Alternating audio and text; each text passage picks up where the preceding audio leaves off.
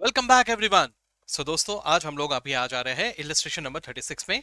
मैं एक सिंपल सा अप्रोच फॉलो कर रहा हूं कि एक वीडियो में एक ही क्वेश्चन देखेंगे, ठीक है, ताकि आप लोग डिफरेंशिएट कर पाओ कि एग्जैक्टली कौन सा क्वेश्चन आपको जरूरत है ना।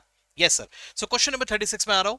तो क्वेश्चन नंबर 36 एक बहुत ही बेसिक और बहुत ही ज्यादा इजी वाला क्वेश्चन है। यहां मैंने जो आपको क्वेश्चन 35 में जो बेस बताया था उसी का प्रैक्टिस हो रहा है, ऐसा समझ लो। तो देखो दोस्तों, ये है प्रोडक्शन बजट के ऊपर क्वेश्चन।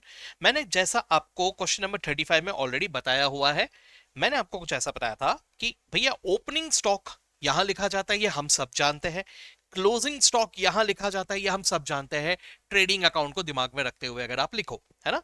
सेल्स लिखा जाता है यहां पर, है ना। तो सर, बस यहां पर जो बैलेंसिंग फिगर होगा ये होगा प्रोडक्शन, ठीक है। अब हमें ये कैलकुलेट करना है, तो ये कैसे कैलकुलेट करूंगा? मुझे ये बैलेंसिंग फिगर करके कैलकुलेट करना है। तो ये कैसे कैलकुलेट करूंगा? Can I say sales plus closing stock minus opening stock, है ना। सो दोस्तों, प्रैक्टिकली अगर आप थोड़ा सा सोच के देखो तो हर ऑर्गेनाइजेशन में सबसे पहले वो अपना सेल्स ही टारगेट करते हैं, है ना। सेल्स सबसे पहला बजट होता है, ठीक है। सेल्स बजट बन जाने के बाद वो लोग अप्रोक्सीमेटली एक एस्टिमेशन लगाते हैं कि सर कितना मेरा क्लोजिंग स्टॉक होना चाहिए। ओपनिंग स्टॉक ऑटोमेटिकली आता है, मतलब opening stock closing stock related होते हैं, ये आप भी जानते हो। किसी साल का क्लोजिंग स्टॉक अगले साल का ओपनिंग स्टॉक बनता है, या किसी मंथ का क्लोजिंग स्टॉक अगले महीने का ओपनिंग स्टॉक बन जाता है, राइट। तो हमें ये तीन डिटेल्स की मदद से ये कैलकुलेट करना होता है, right. So this is what is the formula. इसका प्रेजेंटेशन लिखते वक्त हम लोग सबसे पहले सेल्स लिखते हैं, जो कि क्वेश्चन में दिया हुआ रहता है। उसमें ऐड कर दिया जाता है द क्लोजिंग स्टॉक, जिसके बारे में या तो डायरेक्टली दिया रहेगा क्वेश्चन में, या तो हमें उसके बारे में कोई हिंट दिया रहेगा जिसकी मदद से मुझे मुझे उसे कैलकुलेट करना है, ठीक है। बस मुझे एक चीज का ध्यान रखना है कि क्लोजिंग स्टॉक ओपनिंग स्टॉक दोनों एकदम बहुत इजीली एकदम रेडीली मुझे दे देंगे, ऐसा एक्सपेक्ट मत करना। क्लोजिंग स्टॉक ओपनिंग स्टॉक में एक लिंकिंग जो होता है, यहां थोड़ा सा हमें दिमाग लगाना पड़ेगा, ठीक है। तो देखते हैं अभी क्वेश्चन नंबर 36 में क्या लिया हुआ है। देखिए सर, हमारे पास चार अलग अलग तरह के प्रोडक्ट है, ए बी सी डी, है ना।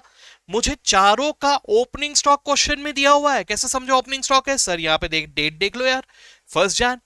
वहीं पे मुझे चारों का सेल्स भी दिया हुआ है, मुझे चारों का क्लोजिंग स्टॉक भी दिया है। डेट से पता चल रहा है मुझे चारों का क्लोजिंग स्टॉक भी दे दिया है।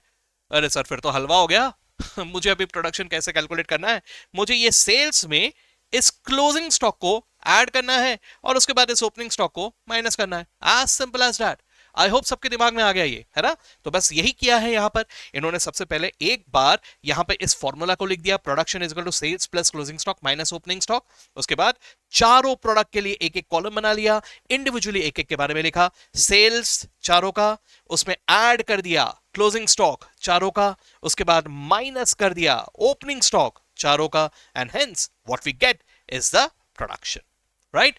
इमीडिएटली इसको लिख के सॉल्व कर लेना, कॉन्फिडेंट हो जाओगे और पक्के हो जाएंगे इसके मार्क्स, ठीक है। That's it. अगले वीडियो में मिलते हैं with the next question. Okay, bye bye.